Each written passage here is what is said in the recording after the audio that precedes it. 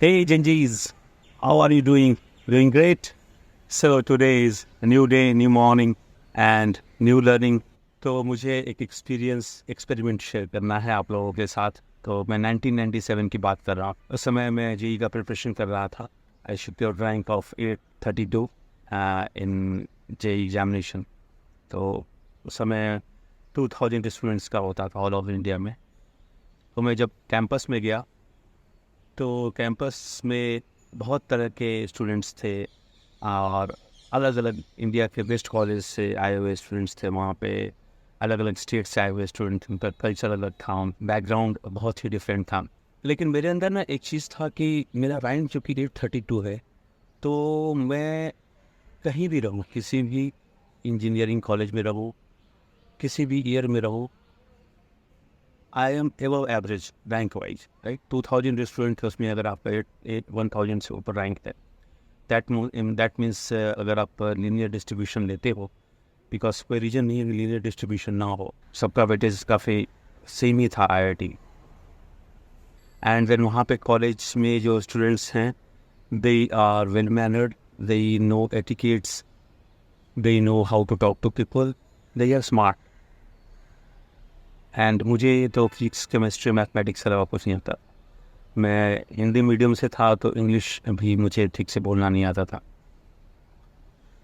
तो ऐसे कंडीशन में अगर आप कहीं ऐसी जगह पे जाते, ऐसे इन्वायरमेंट पे जाते हो जहाँ पे जब आप आए थे यूएस सुपीरियर, ठीक, मतलब आप समझ सकते हो इंडिया के one of the best engineering college में आप, जहाँ जो सबसे बड़ा है, पी खड़गपुर सबसे बड़ा हुआ कर सकता, वहाँ पे सबसे अधिक डिपार्टमेंट्स की, वहाँ पे आप एबव एवरेज हो। तो लेकिन जब वहाँ पहुँचे तो कहीं बिलो एवरेज हो, बिकॉज मुझे तो इसके अलावा कुछ आता नहीं है जो एक जेई की एग्जामिनेशन के लिए चाहिए। लेकिन यहाँ पे तो कोई जेई की एग्जामिनेशन से रिलेटेड कुछ तो बात करेगा नहीं। अब तो now they are into next step, तो नेक्स्ट स्टेप में I have to start afresh. लेकिन उसके लिए मैं संभव रेडी नहीं था।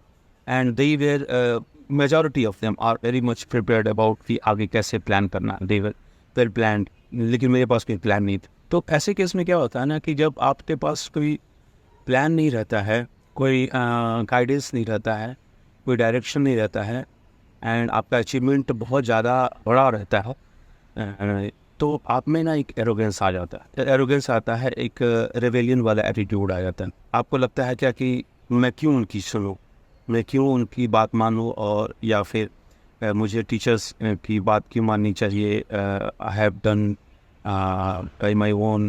क्योंकि जब मैं जेई का प्रिपरेशन कर रहा था तो मैं और मेरा फ्रेंड था, मेरा थर्ड अटैम्प्ट था जेई के लिए क्वालिफाई करने के लिए। जब मैं थर्ड अटैम्प्ट ले रहा था तो मैं और मेरा फ्रेंड का ऑलमोस्ट सेल्फ स्टडी नहीं था। तो वो सक्सेसफुल होने के बाद लगता था क्या कि अरे, तो मैंने तो खुद से ही ये अचीव किया। ये जो सक्सेस आता है तो वो कई बार जो है ना, इट्स वेरी नॉइजी। इस नॉइज़ में आप भूल जाते हो कि रियली में आपको बहुत कुछ और भी सीखना है। तो मेरे साथ भी यही हुआ। मैं भी जब कैंपस में ज़्यादा था तो मुझे लगा कि मुझे अब और कुछ सीखने की ज़रूरत नहीं, एंड जब सीखने की ज़रूरत पड़ेगी तो मैं सीख लूँगा, ठीक है। जब फिर से रेस में दौड़ूंगा तो आई विल बी ऑन टॉप। तो ऐसा मेरा बिलीव था। इस बिलीव के साथ ही मैं अपने आप को आगे बढ़ाया और आगे लेके हम गए। बट समहाउ मुझे ऐसा लगने लगा कुछ दिन के बाद कि कुछ प्रोग्रेस नहीं हो रहा है। If you are not upgrading that means you are downgrading. क्योंकि लाइफ इज़ ना kind of inclined surface, inclined plane, right. वहाँ पे आपको एक जगह पे रखने के लिए भी कुछ अपवर्ड फोर्स चाहिए होता है, right, against gravity, otherwise you will slide down. तो मेरे साथ भी ऐसा ही था। तो मुझे तो लग रहा था कि I am gliding, means I am in free air, I am gliding, means इस स्टेज में ही रहूँगा where I won't have much pressure. But ऐसा था नहीं। आई वॉज फ्री फॉलिंग, जो मैं मिस इंटरप्रेट किया और मुझे लगा था कि ये मैं ग्लाइड कर रहा हूँ, because I was not feeling weightlessness. तो अल्टीमेटली यही हुआ कि मैं नीचे आया और मुझे ये एहसास भी हो गया कि यार ये तो गड़बड़ हो रहा है। Not today, not in next year, but 10-15 years में मेरे साथ कुछ बुरा ना हो ले। और ऐसा ही हुआ, मेरे साथ बुरा हुआ, and I lost my job also. And I lost everything means मैं I was back to zero means सच पूछो तो मेरे पास ऐसा कुछ भी नहीं था कि आई विल फील प्राउड। तो मुझे समझ में नहीं आया कि ये किस रीज़न से हुआ।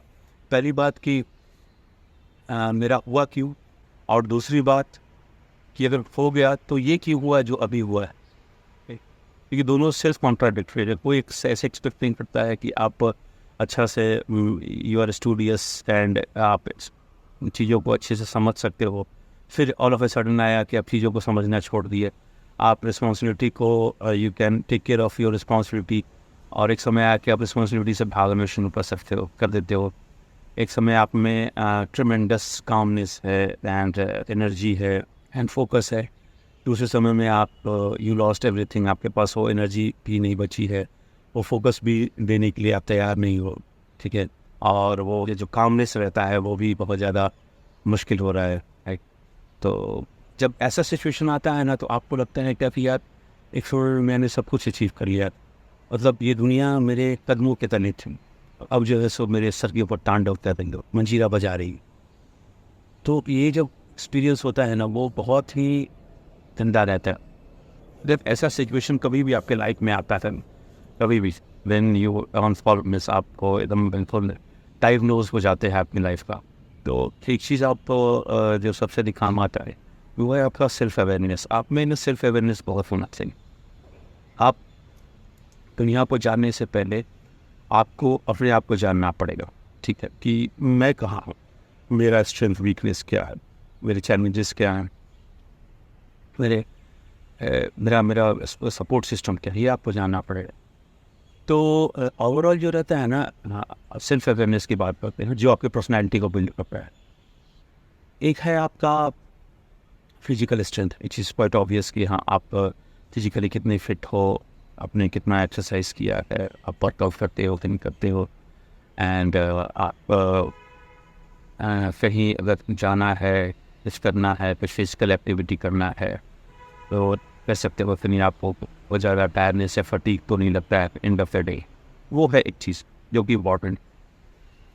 इसके अलावा है मेंटल स्ट्रेंथ, कि आप किसी भी प्रॉब्लम को, चैलेंज को कैसे सॉल्व करते हैं। आप में ना वो क्रिटिकल थिंकिंग है कि नहीं, आप में वो लॉजिकल थिंकिंग है, आप चीज़ों को एनालाइज कर सकते हो, आप प्लान कर सकते हो कि नहीं, क्रिएट कर सकते हो कि नहीं, मेमोराइज कर सकते हो कि नहीं कि हम इस चीज़ को मेमोराइज करनी है। तो ये सारे स्किल्स जो है वो आपको बहुत स्ट्रेंथ देता है। ये आपको किसी तरह के प्रॉब्लम को, इंटेलेक्ट पावर आप पे पिटना है, तो ये सब समझने में आपको बहुत ज़्यादा वो हेल्प करता है। थर्ड जो थिंग है ना, वो है आपका इमोशनल इंटेलिजेंस। इमोशनल इंटेलिजेंस जाना वो थोड़ा सा वेग है, मीन्स एटलीस्ट मेरे लिए वेग। इमोशनल इंटेलिजेंस होता है कि जैसे आपने देखा होगा कभी किसी को, वो फिजिकली भी बहुत ज़्यादा फिट नहीं और मेंटली भी बहुत ज़्यादा फिट नहीं है, कि आप उसको प्रॉब्लम देंगे वो सॉल्व कर देगा, या चीज़ों को बहुत जल्दी सीख जाएगा, या कुछ क्रिएट कर सकता है, या कुछ प्लान कर सकता है, कुछ स्ट्रेटजी बना सकता है, कुछ आइडिया ला सकता है। ऐसा भी बहुत कुछ नहीं, बट उसके पास ऐसा कुछ स्ट्रेंथ है जिससे वो चीज़ों को समझता है अपने ढंग से, वो कन्विंस कर लेगा। They are very skilled with people. वो लोगों के साथ कैसे बात करना है, कैसे उनको कन्विंस करना है, कैसे उनको इसके लिए राज़ी करना है जिसके लिए वो राज़ी नहीं हो रहे थे। और अगर वो एंगर भी है तो वो शो नहीं करता है, वो अपने आप कंपोज रखता है, एंड सामने वाले को बिना कुछ बोले कन्विंस कर सकता है, या सामने वाले को बिना बोले वो बतला सकता है कि you were wrong and I was right at that time. तो ये सारी चीज़ें उसमें होती है, लॉट ऑफ पेशेंस होता है उसमें, एग्रेशन नहीं होता है। तो वो सारी चीज़ें भी होनी बहुत ज़रूरी है सक्सेसफुल होने के लिए। तो मैंने स्टडी किया कि वेयर आई वाज लैकिंग, ठीक है, ये जो मेरे अंदर आया, एरोगेंस आया, जो इग्नोरेंस आया, जो ईगो आया, वो कैसे आ गया। फिजिकल रीजन्स की देखिए, अगर आप फिजिकली फिट नहीं है तो भी आपके अंदर बहुत सारी चीज़ें, जैसे बहुत तरह के डिजीज़ आ जाते हैं अगर आप फिजिकली फिट। जैसे कोई फिजिकली वीक होता है तो कई बार बीमार पड़ जाता है, उसको फीवर हो जाता है, तो वो फिजिकल वीक है इसलिए ऐसा हो रहा है। और कोई मेंटली वीक है तो वो चीज़ों को ज़्यादा अटेम्प्ट नहीं कर पाता है, ज़्यादा फोकस नहीं कर पाता है, कॉन्सेंट्रेट नहीं कर पाता है, अगर जहाँ पे कॉग्निटिव स्ट्रेंथ की ज़रूरत पड़ती है, तो वो उसका वीकनेस है।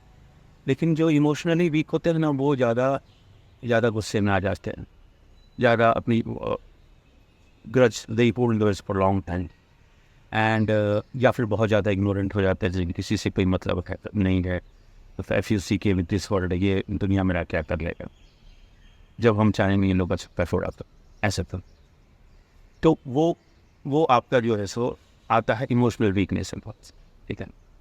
लेकिन जो इमोशनल स्ट्रेंथ जिनका रहता है बहुत ज़्यादा, वो लोग सच में दूसरे को बहुत टॉलरेट, तो आप ऐसा कह सकते हो कि यार वो लोग तो नहीं टॉलरेट करेंगे, they are physically weak, they are mentally weak, तो they can't solve any problem, तो वो तो दूसरे पे ही डिपेंडेंट रहेंगे, दूसरे पैरासाइट, दे आर पैरासाइट, तो अगर पैरासाइट हैं तो उनको सहना ही पड़ेगा, इतना भी नहीं करेंगे तो कैसे सर्वाइव करें।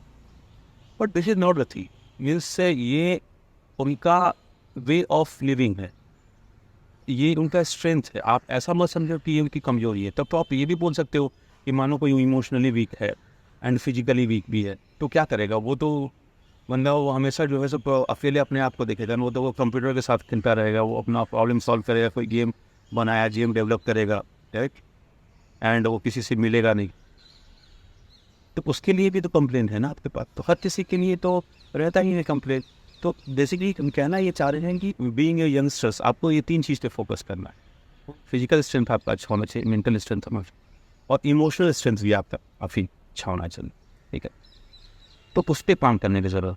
तो मुझे भी जब मैं स्टडी करने लगा और जब मैं लगा कि फेल क्या किया, क्या रीजन के लिए फेल किया, तो मुझे समझ में आया कि I was very weak at emotionally I was very week.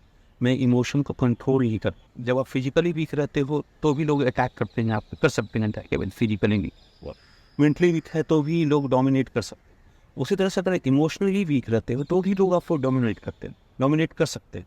You are giving them free hand, लेकिन वो सामने वाले को इमोशंस समझ में आना चाहिए। अगर वो समझ गया है आपको, अगर उसके पास इमोशनल स्ट्रेंथ है ना, तो वो आपके साइकोलॉजी को समझ सकता है। He is having capability to कि आपके साइकोलॉजी को समझते हैं, वो आपके साइकोलॉजी को समझ जाएगा और वो देखेगा कि इसके पास एग्रेशन ज़्यादा है, इसके पास ईगो ज़्यादा है, तो वो आपको मैनिपुलेट करना शुरू कर देगा। वो आपको अपनी बातों में लाना शुरू कर देगा और आपको पता नहीं चलेगा।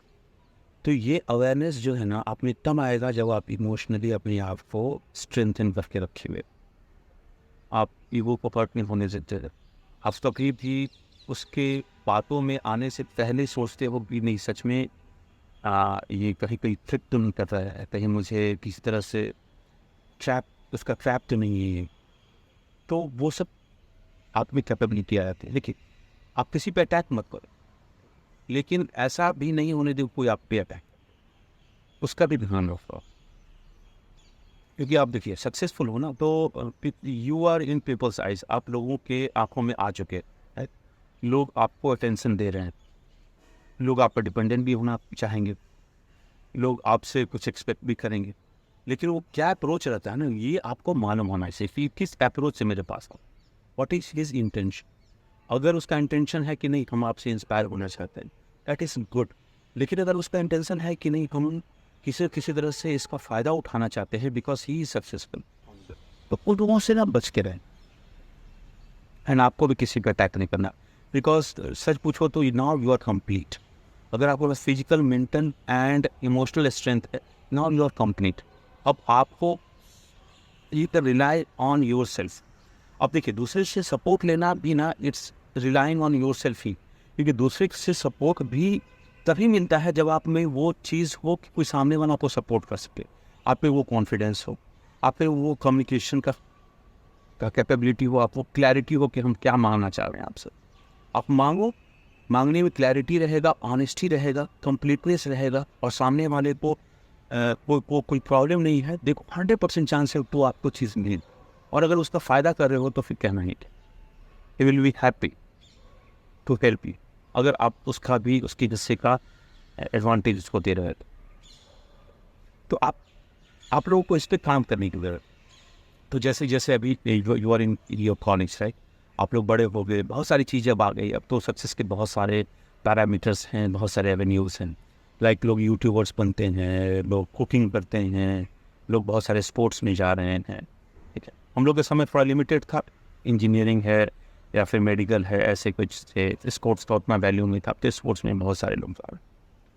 तो कई एक जगह आपको सक्सेस मिल सकता है, और ऐसे भी सक्सेस मिल सकते हैं जिसको आपके पेरेंट्स या फिर आपके फ्रेंड्स नहीं जानते हैं कि this is also success, but you are earning money, you are earning recognition, you are being established in your society, and वो आपके लिए बहुत नया है और पूरे सोसाइटी के लिए बहुत नया है। ऐसे सिचुएशन में ना आप देखो कि ये तीनों चीज़ मेरे पास है या नहीं है, physical strength, mental strength and emotional strength. अगर तीनों में से कुछ कम पड़ रहा है ना, तो आप उस पर काम करने की कोशिश करो कि if I am physically not fit, I will have to join gym, मुझे कुछ वर्कआउट करना चाहिए, मुझे वॉक करना चाहिए। अगर मेंटली नहीं है तो मुझे अपने आप को स्ट्रेंथन करना चाहिए, मुझे न्यू लर्निंग करना चाहिए। It is going to be difficult, right? आप कुछ नया चीज़ सीखते हो ना, always gives you discomfort, either anything, कुछ भी नया सीखते हो उसको आप अदर वे अराउंड भी ले सकते हो। If you are in pain, अगर आप कुछ डिस्कम्फर्ट में हो, that means you are learning new thing, directly और इनडायरेक्टली, एक्टिवली और पैसिवली, यू आर लर्निंग। ठीक, तो ये एडवांटेज जो है सो आप हमेशा अपने पास रखो कि मुझे ये तीनों चीज़ पे काम करना है, और इमोशनल स्ट्रेंथ पे तो काम करना है। एग्रेशन बहुत ज़्यादा है, ईगो बहुत अधिक आ गया है, तो देखिए ईगो आ जाएगा तो लोग बहुत बहुत ही जो क्लोज रहेंगे, जो आपके अच्छा सोचेंगे ना, वो लोग आपसे दूर होने लगेंगे। अगर वो आपको हार्म नहीं पहुंचाएंगे तो एटलीस्ट वो लोग आपसे दूर होने लगेंगे। Maybe they will pray for you, but उनसे भी आप कुछ एडवांटेज नहीं ले सकते हो और एडवांटेज दे भी नहीं सकते, तो उस पर भी काम करने की जरूरत है।